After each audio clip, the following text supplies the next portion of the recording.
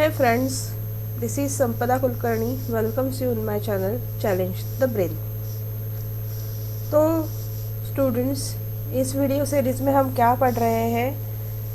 Chapter 11 force and pressure. इसमें अब तक हमने क्या क्या चीज़ें एक्सप्लेन की हुई है वो है फोर्स क्या होता है, पुश और पुल एक्शन क्या होती है वो मैंने एक्सप्लेन किया हुआ है। इंटरैक्शन कैसे दो ऑब्जेक्ट में फोर्स को जनरेट करता है वो भी हमने देखा है। और अभी इस वीडियो में हम देखने वाले हैं exploring the forces. Let's no more about the forces in this video. आपकी बुक में ये एक्टिविटी दी है जहाँ पे आप देख सकते हो कि एक वुडन ब्लॉक है और जो दो फ्रेंड्स एक ही डायरेक्शन में पुश कर रहे हैं। ये हो गया आपका सिचुएशन ए। यहाँ पे देखो क्या दिया हुआ है, चूज अ हेवी ब्लॉक और ऑब्जेक्ट लाइक अ टेबल और अ box which you can move only by pushing hard. Right, आपको बहुत ज़्यादा मेहनत करनी होगी ये पुश करने के लिए। ऐसे हेवी ब्लॉक आपको लेना है। अभी आपको अकेले को ये पहले पुश करना है। अभी आपको ये देखना है कि आपसे ये पुश हो रहा है या नहीं। अभी मान लो कि आपसे अकेले से ये पुश नहीं हो रहा है तो you will take the help of your friend. Okay, और आप दोनों मिलके pushing it in the same direction. Right, जैसे कि डायग्राम ए में दिखाया गया है। अगर ऐसा करते हो तो क्या आपको समहाउ इजी लग रहा है टू मूव द ब्लॉक, जो कि आपने खुद ने अकेले में पुश करने को ट्राई किया था। अभी आपका फ्रेंड आपके साथ है तो आपको इजी लग रहा होगा। क्यों? क्या आप मुझे एक्सप्लेन कर सकते हो कि आपको ये इजी क्यों लग रहा है? Because the force applied by the two people, right, उसका एडिशन यहाँ पे हो जाता है और इसी तरह से फोर्स जो आप अप्लाई कर रहे हो वो डबल हो जाता है by taking the help of your friend. Right, और अभी ये दूसरा सिचुएशन देखते हैं। सिचुएशन बी हमें क्या दिखाता है?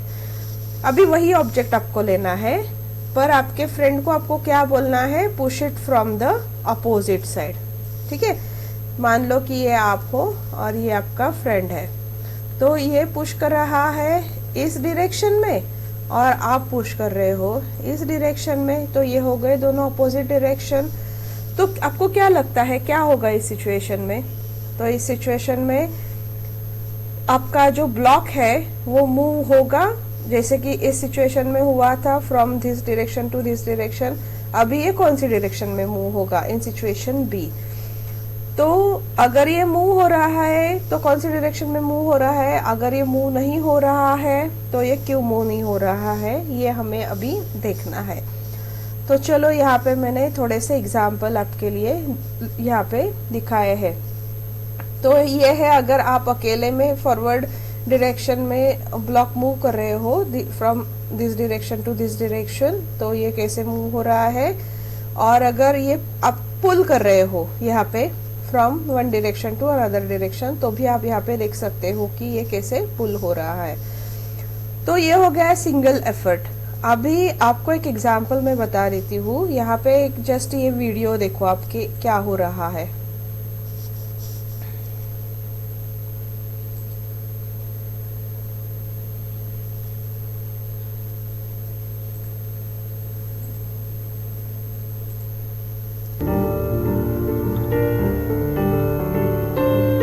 देखा आपने क्या हो रहा है इस वीडियो में? फिर से देख लो एक बार। यहाँ पे लेफ्ट हैंड साइड पे एक पर्सन है, राइट हैंड साइड पे ये दोनों छोटी छोटी बच्चियां हैं।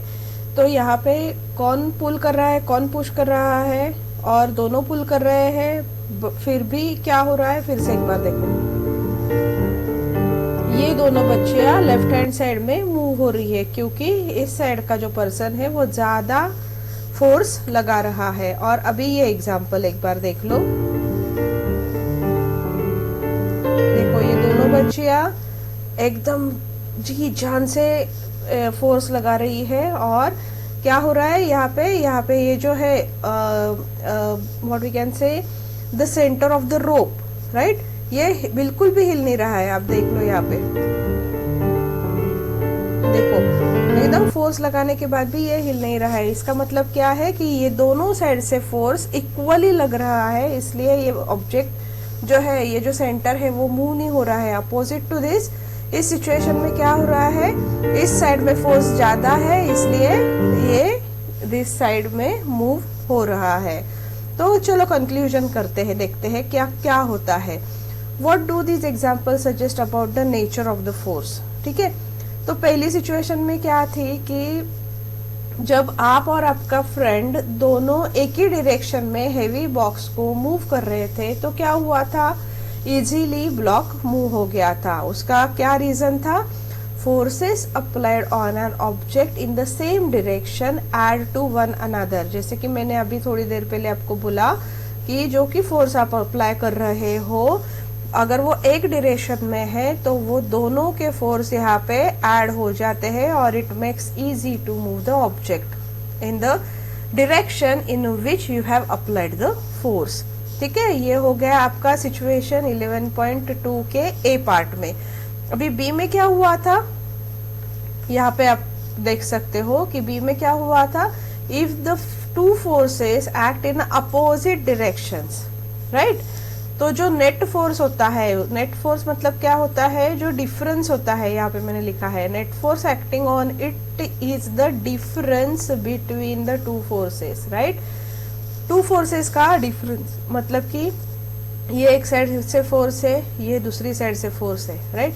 अगर ये दोनों इक्वल है तो जो आपका ब्लॉक था वो हिल नहीं रहा था, बट टग ऑफ वॉर जो लास्ट स्लाइड पे आपने एग्जाम्पल देखा, फर्स्ट वीडियो देखा, तो उसमें क्या हो रहा था, दोनों गर्ल्स जो थी वो लेफ्ट साइड को खींची जा रही थी, क्योंकि इस साइड का फोर्स जो था वो तब एक्चुअली वो पुलिंग एक्शन था from what we can say in towards the person. तो यहाँ पे एक XYZ पर्सन था और यहाँ पे वो दोनों बच्चियां थी, राइट। तो क्या कर रहे थे ये दोनों, ये इसका जो फोर्स था वो ज्यादा था फर्स्ट सिचुएशन में और ये दोनों का फोर्स कम पड़ रहा था, मतलब कि पुलिंग एक्शन कम पड़ रहा था, इसलिए ये ज्यादा फोर्स की तरफ अट्रैक्ट हो रही थी ये दोनों। ये हो गया आपका फर्स्ट सिचुएशन। सेकेंड सिचुएशन में क्या था, दोनों इक्वली फोर्स लगा रहे थे, इसलिए जो नेट फोर्स था उसका डिफरेंस जो था वो 0 हो गया था, correct.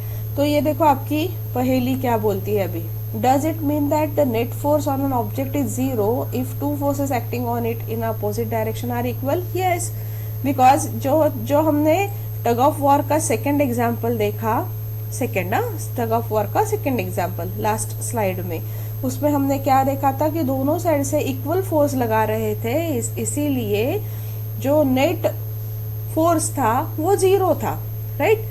The net force of an object is 0 if two forces acting on it in opposite direction are equal। तो उसका डिफरेंस जो था वो 0 था, इसलिए ऑब्जेक्ट मूव नहीं हो रहा था।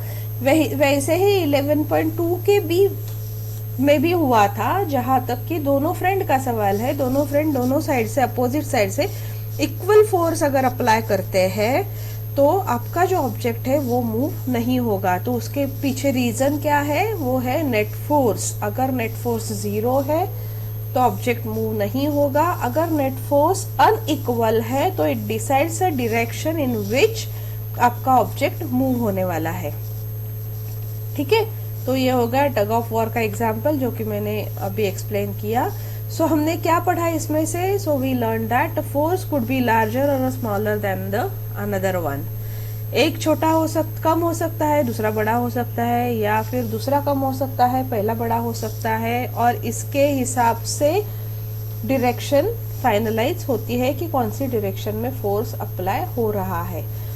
तो strength of the force is usually expressed in the magnitude. वो जो ये जो डिटेल है हम नेक्स्ट चैप्टर में पढ़ने वाले हैं। We have to specify the direction in which the force acts and also if the direction or a magnitude of applied force changes, तो उसमें से क्या क्या फर्क होता है, तो it affects on the its effect also get change, right, means इसकी direction change हो सकती है और बहुत सारी चीजें चेंज हो सकती है। अभी आपको इतना ध्यान में रखना है कि if the direction of a magnitude और a magnitude of the applied force changes its effect also get change, right. तो ये सारी चीजें होगी एक्सप्लोरिंग अबाउट द फोर्स, मतलब कि मेनली यहाँ पे इस वीडियो में मैंने क्या एक्सप्लेन किया, नेट फोर्स आपको मैंने एक्सप्लेन किया, that will be the difference between two forces.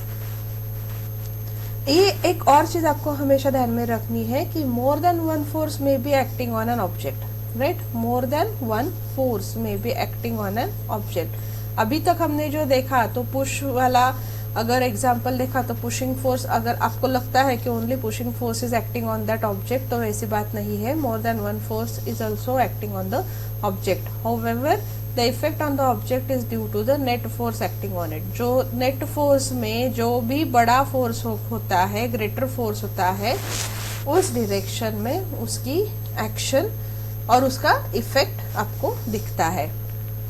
So thank you friends, आपने मेरा वीडियो देखा, सुना, पढ़ा, और अगर आपको अच्छा लगता है तो कमेंट देना ना भूलिए, आपके फ्रेंड्स के साथ शेयर करना ना भूलिए। और बच्चों अगर सब्सक्राइब नहीं किया है तो ज़रूर सब्सक्राइब कीजिए और बेल रिंगिंग रखिए। Thank you, happy learning.